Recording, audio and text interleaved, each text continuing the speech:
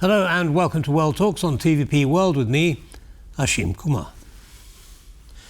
The United States has imposed sweeping sanctions on Russia's oil giants, Lukoil and Rosneft, accusing Moscow of prolonging the war in Ukraine.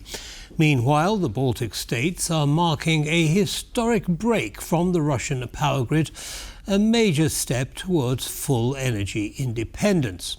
As Europe pivots to LNG and renewables, questions remain over energy security, US strategy, and how these shifts reshape Central and Eastern Europe. Joining us is Petras Katinas, energy analyst at the Centre for Research on Energy and Clean Air. Welcome to TVP World. Thank you very much for taking the time, Petras. Good evening, and thank you for having me. Good evening. Pleasure. So let's start with the American sanctions. Did it surprise you that they were imposed, and imposed quite suddenly, because President Trump seemed to be quite pally with Putin and kept stepping away from imposing sanctions, and suddenly on Wednesday he did. Does it surprise you? Yes, it actually surprised me, but I was always telling that Americans will learn, and they are learning Putin 1.1 lesson, that you can't trust Russian and Putin, because he basically all the time he lies. So actually, I think that this time Americans learned their lesson, and we will see after 1 month, because right now we should be reserved because there is wind down period for 1 month, and we'll see what President Trump will do during this month. If the sanctions do go into full effect, how much difference is this going to make to Russia's war chest? Because here we're talking about sanctioning Russia's shadow fleet, those vessels which carry Russia's oil to different markets. How much difference will these sanctions make? So for now, it's very hard to evaluate, because we have to understand that Russia will try, of course, to circumvent these sanctions. However, we can say that in 2024, Rosneft and Lukoil made up almost 50% of Russian seaborne crude oil.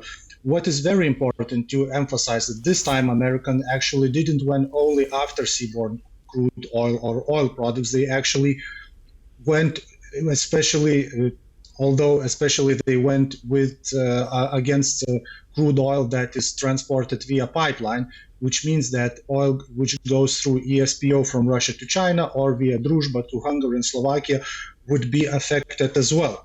So generally speaking, this is a huge obstacle, and it might be a big hit to Russia economy, because Rosneft is the largest oil company in Russia.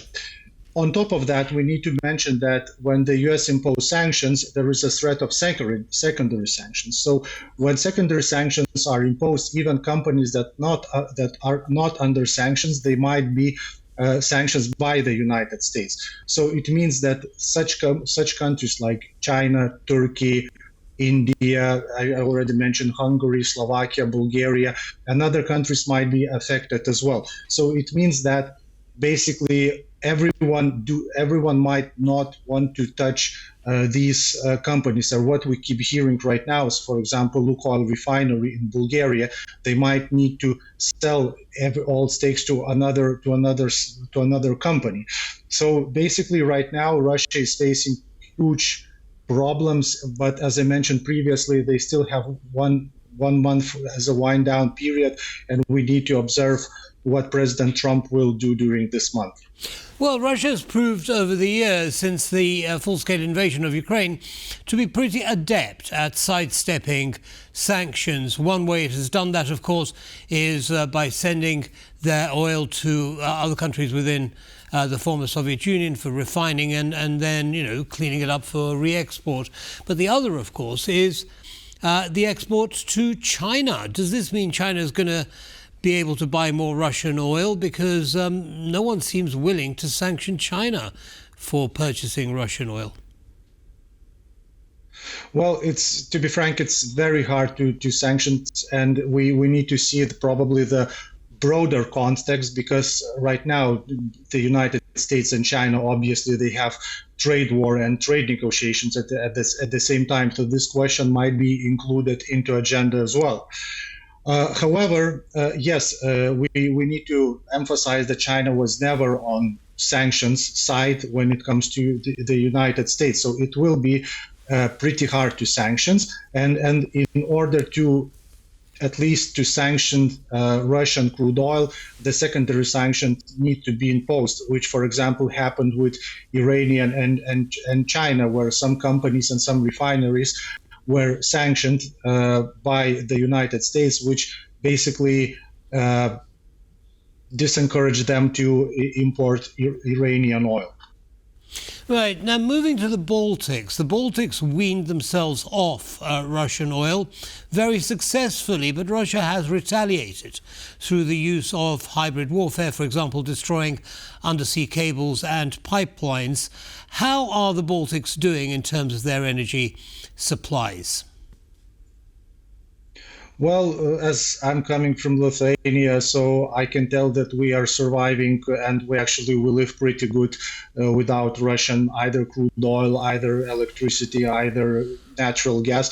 The same is happening with Latvia and Estonia, because we have infrastructure that works pretty well.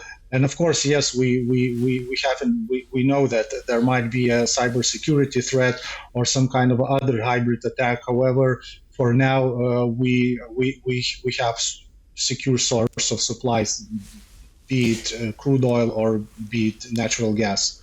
How much of a role is LNG playing in the energy mix in the Baltics and in Central and Eastern Europe? Well, in generally, I can speak that LNG actually that is in port of Klaipėda.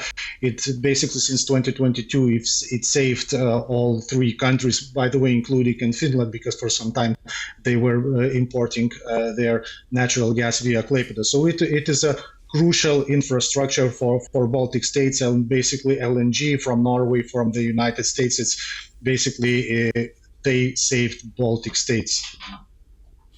Thank you, Petras Katinas, for your analysis, and have a good evening, sir. Thank you very much. Bye now.